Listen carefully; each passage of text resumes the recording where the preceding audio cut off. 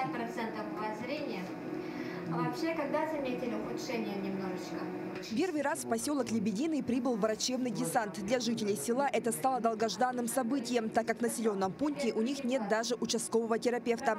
Поэтому в Лебедином остро стоит проблема нехватки врачей. Это самый болезненный вопрос у нас. Не хватает вообще врачей-терапевта, давным-давно нет. У кого есть деньги, едут в Благовещенск, в Якутск, если смогут, конечно. У кого дальше, могут дальше ехать. А у кого денег нет, без узкого живет специалиста. Вот такая жизнь сейчас. И, наверное, не только у нас. Зная о том, что действительно жители Ленинского и Лебединого нуждаются в помощи, национальная вещательная компания «Саха» организовала выезд специалистов в рамках проекта «Весна на НВК». В общем, проблемы везде примерно одинаковые.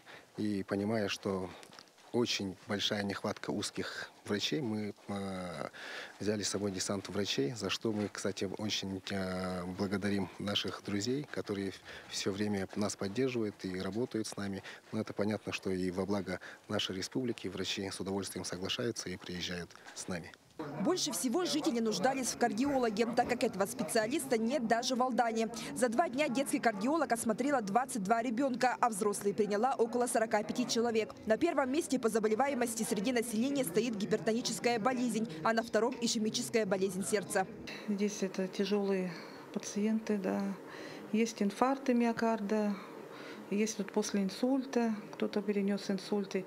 Есть больные с сахарным диабетом, у них тоже есть осложнения. Я рекомендую обследование уже более доскональное. Это или в условиях ЦРБ, или в условиях кардиодиспансера города Якутска. Также жителей осмотрели врач-офтальмолог и отоларинголог. По словам Лора, из-за вредных производственных факторов, которые есть в Алданском районе, у многих наблюдаются хронические заболевания слизистых носа и горла. В течение 2 дней осмотренных людей всем нужно обследование. И, конечно, нужно специализированное обследование, лечение в условиях дневного стационара или же в условиях Национального центра медицины. Жители села безмерно рады и благодарят за такую предоставленную возможность пройти бесплатно осмотр у узких специалистов. Очень рады. Я им всем в каждом кабинете сегодня, где были, говорю большое спасибо, хоть бы вас еще прислали. Мы сразу собрались и пошли на прием. Посмотрите, сколько народу пришло. В общем, если бы почаще так приезжали, конечно, проблема бы, может быть, как-то решилась. Пускай к нам бы еще и эндокринолог приехал.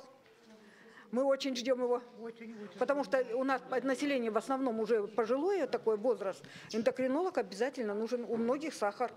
Если бы к нам приезжали хотя бы раз в 3 месяца, хотя бы хотя бы раз в полгода, это было бы вообще здорово. Подобные врачебные десанты в рамках проекта также в этом году были проведены в Кобяйском, Мегино-Кангаласском, Хангаласском, Улусах и в нескольких поселениях Алданского района.